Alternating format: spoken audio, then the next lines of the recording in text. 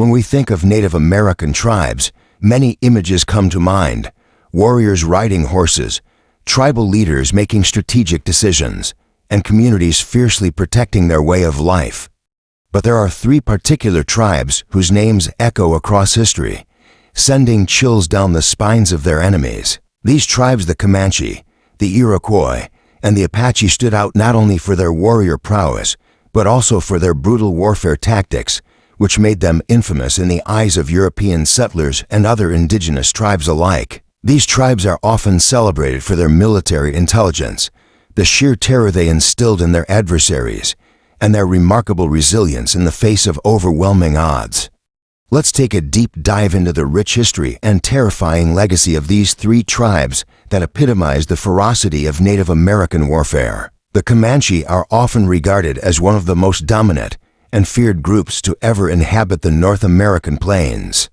Originally, the Comanche were a subgroup of the Shoshone tribe, living in the mountainous regions of what is now Wyoming, Utah, and Idaho. These early ancestors were largely hunters and gatherers, living in smaller, less organized groups. However, the arrival of Europeans dramatically shifted their way of life and began their transformation into one of the most notorious warrior societies in history. In the 1600s, Spanish settlers introduced horses to the Americas, a game changer that would significantly alter the balance of power among Native American tribes.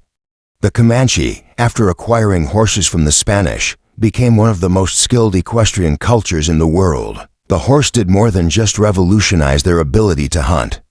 It gave them the speed and mobility to carry out lightning-fast raids. This newfound mobility allowed the Comanche to dominate the plains, where they would soon acquire a reputation for being uncatchable and unstoppable. The Comanche's expertise in horsemanship was unparalleled. The Comanche warrior's ability to ride at full speed while shooting arrows accurately was one of the most effective combat strategies of their time. Young Comanche children began learning to ride horses before they could even walk, with their first horse often being a gift from their parents at the age of 5.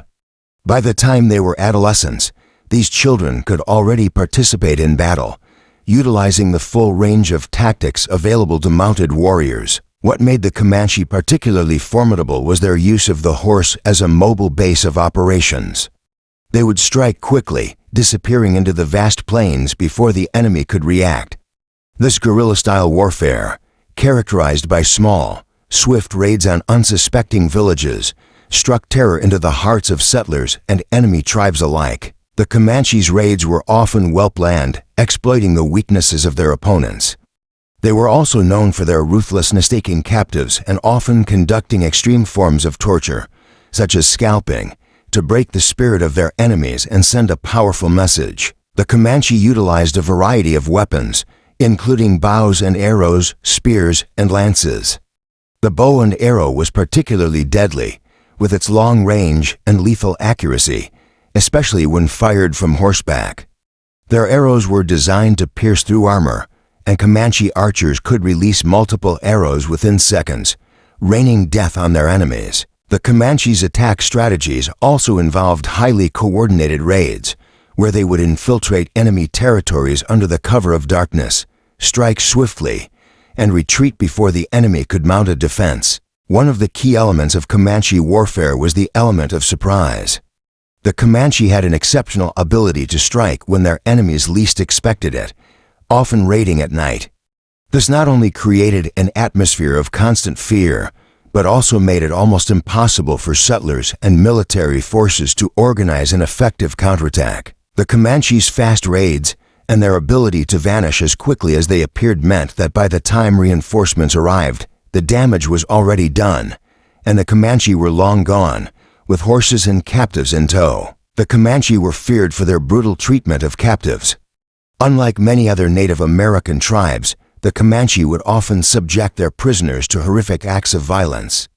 One of their most infamous practices was the ritualistic torture of captives, where prisoners would be dismembered, burned alive, or subjected to slow, painful deaths. This cruelty was not only a tactic to instill fear, but was also meant to send a message to anyone who dared oppose them. For several decades, the Comanche terrorized European settlers and rival tribes alike, preventing any significant colonization of the Great Plains.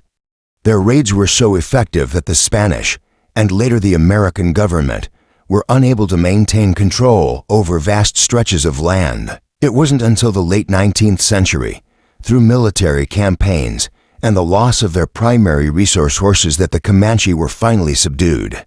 The legacy of the Comanche lives on as one of the most powerful examples of how a people can rise to dominance through skillful warfare, a deep understanding of the land, and an unrelenting spirit. The Iroquois Confederacy, also known as the Haudenosaunee, was one of the most sophisticated political structures among Native American tribes. It was formed in the 16th century, primarily as a response to the growing violence between different tribes in the region. The Confederacy originally consisted of 5 nations: the Mohawk, Oneida, Onondaga, Cayuga, and Seneca. Later, the Tuscarora joined, making it 6. These tribes were united by a common cause: to establish peace among themselves and protect their land from outside threats, particularly the encroaching European settlers. The Iroquois were ahead of their time in terms of political organization. Their governing structure, based on democratic principles and collective decision-making, has often been cited as an influence on the development of the United States system of government. The Iroquois Confederacy was known for its Council of Elders, or Grand Council, where representatives from each tribe came together to make collective decisions about war, peace, and trade. This council was a model of cooperation, where decisions were made not by one individual, but through consensus, ensuring that each tribe's voice was heard. While the Iroquois were politically advanced, they were also formidable warriors.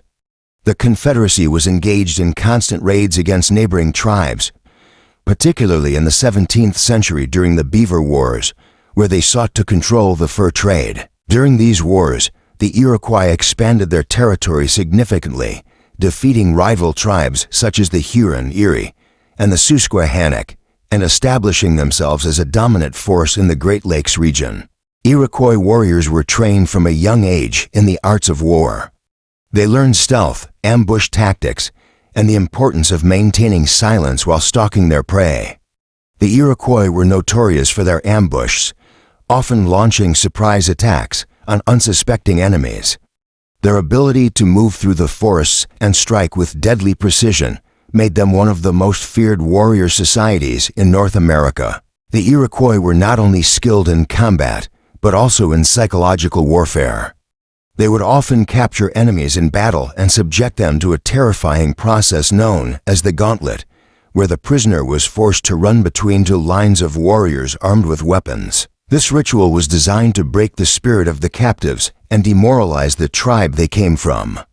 If the prisoner survived, they were often adopted into the tribe as a form of cultural assimilation, a process that turned captives into members of the Iroquois community. The Iroquois also engaged in symbolic acts of terror, including the desecration of enemy graves and the scalping of their victims, a practice that would later be adopted by European settlers.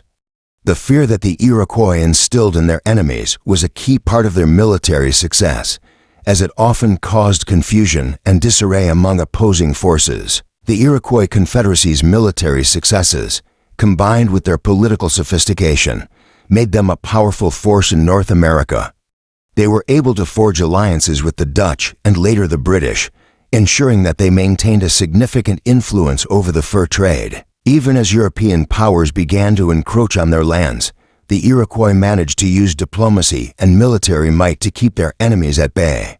Their legacy lives on today, not only as fierce warriors, but also as one of the first examples of indigenous governance that incorporated democracy and collective decision-making, values that would later influence the formation of the United States. The Apache, a group of culturally related tribes who speak the Athabascan language, occupied the rugged and inhospitable lands of the southwestern United States, including parts of Arizona, New Mexico, and Texas. The Apache were known for their resilience in the face of both harsh environmental conditions and the aggressive military campaigns launched by European settlers.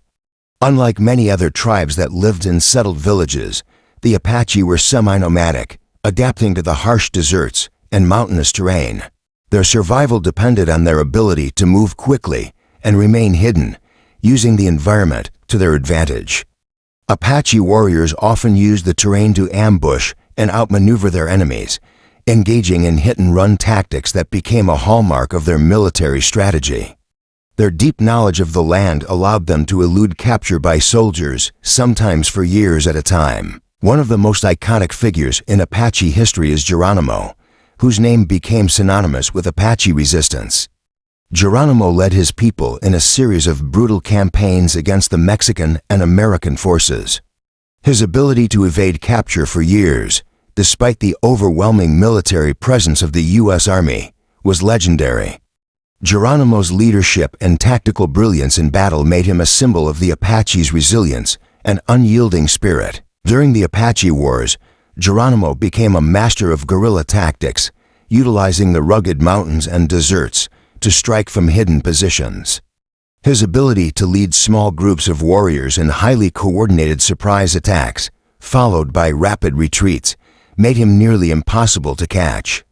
Geronimo's forceful personality and relentless leadership turned him into a living symbol of defiance, and his name was feared by soldiers and settlers alike. The Apache were known for their brutal tactics, which included scalping and torturing prisoners.